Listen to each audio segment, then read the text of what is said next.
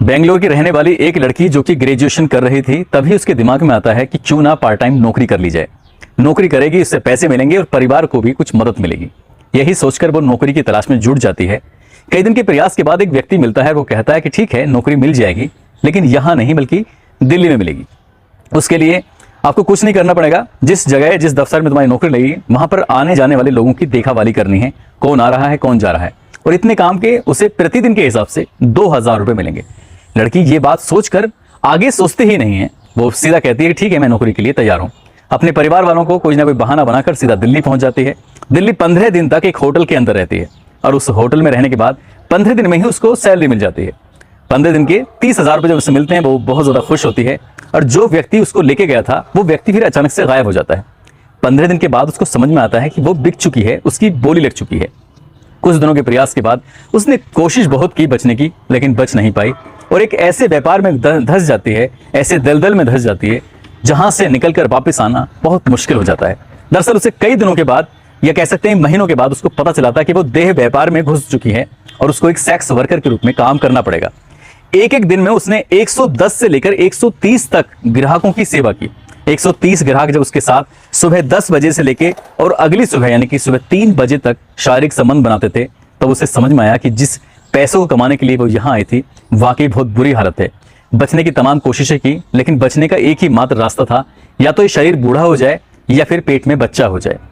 जब पेट में उसको बच्चा हुआ, तब उसकी जान बच सकी, तब वो वहां से निकलकर बाहर आ सकी, लेकिन तब तक उसकी जिंदगी पूरी तरह से बर्बाद हो चुकी थी।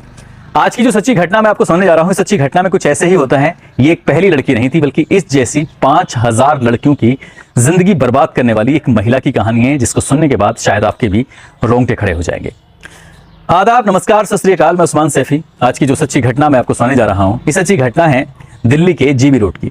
बात कर रहा हूं 30 अगस्त 2016 की।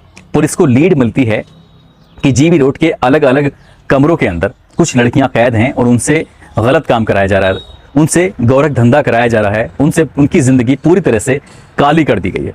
पुलिस ने बिल्कुल सूचना के हिसाब से जब रेड मारी, तो अलग अलग कमरों में 250 लड़कियां बरामद होती हैं। और जब 250 लड़कियों से पूछा जाता है कि तुम यहां कैसे आई, तो 250 की 250 लड़कियों ने सिर्फ एक ही नाम लिया, और वो नाम था सायरा बेगम। सायरा बेगम का नाम अब काफी चर्चित था, काफी पुराना हो चुका था, लेकिन ये नाम क्यों आया, उसके बाद फिर अखबारों के माध्यम से, उसके बाद फिर मीडिया के माध्यम से जब लोगों को पता चलता है, तो सायरा बेगम की भी एक कहानी होती है। कहानी दर्दनाक से शुरू होती है, दर्द से, लेकिन वो कहानी फिर दर्द देने वाली कहानी बन जाती है। दरअसल कहानी शुरू होती है हैदराबाद से। जब ये लड़की 15 साल की हुआ करती थी, तब इसके माँ बाप ने इसकी शादी कर दी, और शादी बिल्कुल दुगनी उम्र के एक लड़के से कर दी, जिस लड़के की उम्र लगभग 30 साल के आसपास थी। हर दिन इसके साथ वो बलात्कार क्या करता था, क्योंकि ये जानती ही नहीं थी 15 साल की उम्र में शादी का भी कोई जीवन होता है, ये भी कोई जिंदगी होती है। उस लड़के ने जब इसको ज्यादा परेशान करना शुरू कर दिया, इसका शारीरिक शोषण करना शुरू कर दिया, तब इसी बीच में वो कुछ वक्त गुजारने की कोशिश करती है। लेकिन एक दिन इस लड़की को एक बुरी खबर मिलती है कि तुम्हारे माँ और तुम्हारे बाप दोनों ही मर चुके हैं। अब सिर्फ सहारा था पति का, लेकिन पति उसे लगातार दुख दे रहा था, तकलीफ दे रहा था। बेहद गरीब परिवार की लड़की जाए तो कहां जाए। रात के अंधेरे में चुपके से इस घर से निकल जाती है, भाग जाती है, और दौड़ते दौड़ते वो कई 100 किलोमीटर का सफर तय करने के बाद दिल्ली में आ जाती है, यही सोचकर कि यहाँ दिल्ली में आकर नौकरी करेगी और अपना पेट पालने की कोशिश करेगी। एक दिन हो जाता है, 2 दिन हो जाते हैं, कई दिन हो जाते हैं, लेकिन ना तो ठीक से रोटी हाथ आ रही थी और ना ही उसे कहीं नौकरी मिल रही थी, न ही कोई कामकाज मिल रहा था। और इसी बात को देखते हुए लड़की बेइंतहा परेशान हो जाती है और वो टहलते टहलते जीबी रोड के कोठे पर पहुंच जाती है, जहां उसको थोड़ा सा अपना समय देना था किसी भी पुरुष के लिए, किसी भी पुरुष के साथ थोड़ा सा वक्त बिताना था, और इसके बदले में उसको ठीक ठाक पैसे मिल रहे थे।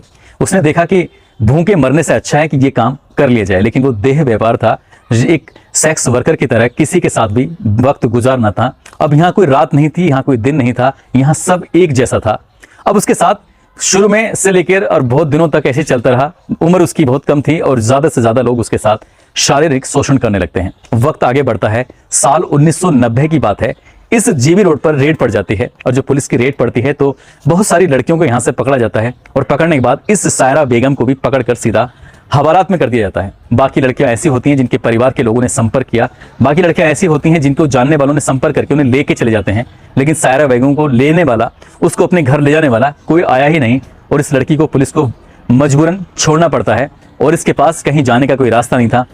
वापस उस सलाखों से निकलकर सीधा पहुंच जाती है उसी जगह पर जिस जगह से ये पकड़ी गई थी। वहां जाने के बाद देखती है कि अब ज्यादातर लड़के यहां से गायब हो चुकी हैं और इसके बाद फिर इसने अपना खुद का धंधा शुरू किया। अब तक ये खुद सेक्स वर्कर के रूप में काम कर रही थी, लेकिन अब ये मालकिन के रूप में काम करना शुरू कर देती है। कोई लड़की आती थी, उसको 50,000 में खरीदती थी और कहीं वो सही से काम नहीं कर रही है तो उसी लड़की को वो आगे चलकर 2 लाख रुपए में बेच दिया करती थी। और इसी हिसाब से धीरे धीरे करके ये पनपने लगती है, इसका धंधा भी पनपने लगता है। और लड़कियां यहाँ पे आती थी, लड़कियां कम उम्र की लड़कियां होती थी, खासकर वो लड़कियां जिनको नौकरी की तलाश होती थी, खासकर वो लड़कियां जो अपने परिवार से तंग आकर अपने घर को छोड़ना चाहती थी, खासकर वो लड़कियां जिनके बॉयफ्रेंड या उनके पुरुष दोस्तों ने उनको छोड़ दिया था, या वो लड़कियां जिनके साथ कोई गांव में या शहर में गंदा काम हुआ था। ऐसी लड़कियां जो मजबूरी में अपने घर से निकली हुई थी और उन्हीं की मजबूरी का फायदा उठाकर कुछ ऐसे दलाल जो उन्हें धंधे में उठा लिया करते थे, चाहे वो नेपाल की हो, पश्चिम बंगाल की हो, ओडिशा की हो, कर्नाटक की हो, असम की हो, आंध्र प्रदेश की हो, बिहार की हो या महाराष्ट्र की हो। ऐसे कितने प्रांतों की लड़कियां थीं, कितने ऐसे दलाल थे जो लगातार इसी तरह से काम कर रहे थे। वो कम उम्र की लड़कियां जब इस सायरा बेगम के कमरे में पहुंचती थी तो उनकी उम्र कम होती थी और तभी उनको एक ऐसा इंजेक्शन दिया जाता था जिस इंजेक्शन को लेने के बाद उन लड़कियों के अंदर से उत्तेजना पैदा होती थी और उत्तेजना पैदा होने के बाद वो कम उम्र की लड़कियां ऐसा लगता था जैसे जवान हो गई हैं। और यही इसी इंजेक्शन का फायदा उठाकर उन लड़कियों को पुरुषों के अधेड़ के जो ज्यादा उम्र के होते थे, जैसे भी होते थे, उनके बिस्तर पर उन्हें सोने के लिए मजबूर किया जाता था और लगातार ऐसे ही चलता चला जाता है। अब ये सायरा बेगम का जो साम्राज्य था दिनों दिन बढ़ता चला जाता है। दिल्ली के अलग अलग इलाकों में बड़ी बड़ी बिल्डिंगें खरीदती है, बेंगलोर में भी बिल्डिंग खरीदती है और कई शहरों में ये बिल्डिंगें खरीदना शुरू कर देती है। बड़ी बड़ी गाड़ियां होती हैं लग्जरी, जो पैसे होते हैं वो नगद तो अपने पास रखती ही थी, कई सारे बैंकों में अपने खाते भी खोलने शुरू कर देती है और वहां पर भी नगद पैसा जमा होना शुरू हो जाता है। साल 1999 की बात है।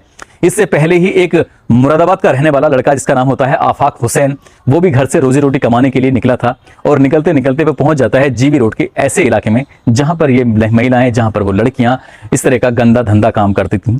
और इसी बीच में पहुंच जाता है इसी महिला यानी कि जिसका नाम होता है सायरा बेगम के पास, और सायरा बेगम के पास वो नौकरी करने लगता है। रोजी रोटी जो मिलती थी वहीं से अपना कमाता था, खाता था, कुछ पैसे होते थे, उन्हीं पैसों को वो अपने गांव भेज दिया करता था, घर भेज दिया करता था। उसकी भी जिंदगी चल रही थी। लेकिन कब उस लड़के आफाक हुसैन को उस महिला सायरा बेगम से प्यार हो जाता है और दोनों साल 1999 में शादी कर लेते हैं। एक दूसरे के साथ ये पति पत्नी के रूप में, मियाँ बीवी के रूप में रहना शुरू कर देते हैं। लेकिन इनका साम्राज्य अब बड़ा होने लगा था। 6 अलग अलग कोठे होते हैं जिनकी ये लड़की मालकिन बन जाती है। अब 6 कोठों पर जितनी भी लड़कियां होती थी, चाहे वो खरीद के आई हो, चाहे अपनी मर्जी से आई हो, चाहे कोई दलाल बेच कर गया हो, अब इनसे धंधा कराया करती थी और दिनों दिन इसका साम्राज्य लगातार बढ़ता चला जाता है। लेकिन ये साम्राज्य बढ़ तो रहा था। कहते हैं कि क्राइम को कितने भी शातिर तरीके से क्यों ना किया जाए, ये भी क्राइम ही था और ये शातिर तरीके से किया जा रहा था। जब दिल्ली की क्राइम ब्रांच को ये पता चलता है तो दिल्ली की क्राइम ब्रांच ने 30 अगस्त 2016 को जब यहाँ पर रेड डाली तब पता चलता है कि 250 लड़कियां अलग अलग कमरों में या गुफाओं जैसी उसमें छुपी हुई थी। और जब उसे बाहर निकाल के लेके आते हैं तब सायरा बेगम की कहानी लोगों के सामने आती है कि किस तरह से गरीब परिवार की लड़की अपने पति से परेशान होकर, तंग होकर यहाँ से सीधा दिल्ली की तरफ रुख करती है। वहां जाने के बाद एक देह व्यापार में लग जाती है और एक एक दिन में कई लड़कों के, कह सकते हैं 50-60 लड़कों के साथ संबंध बनाती थी। और बाद में फिर उसने हिंदुस्तान ही नहीं बल्कि विदेशों की भी अलग अलग लड़कियों को इस गोरख धंधे में डालना शुरू कर दिया। और जब गिनती गिनी गई अमूमन वो 5000 लड़कियों की गिनती सामने आई। उनमें से बहुत सारी लड़कियां या तो बूढ़ी होकर वहां से गईं, जिनका शरीर बेकार हो चुका था, या फिर जिनके जो प्रेग्नेंट हो जाती थी वो लड़कियां इस धंधे से बाहर निकल पाती थीं। अपनी मर्जी से कोई निकलने की कोशिश भी करता था तो सायरा बेगम उसको निकलने ही नहीं दिया करती थी।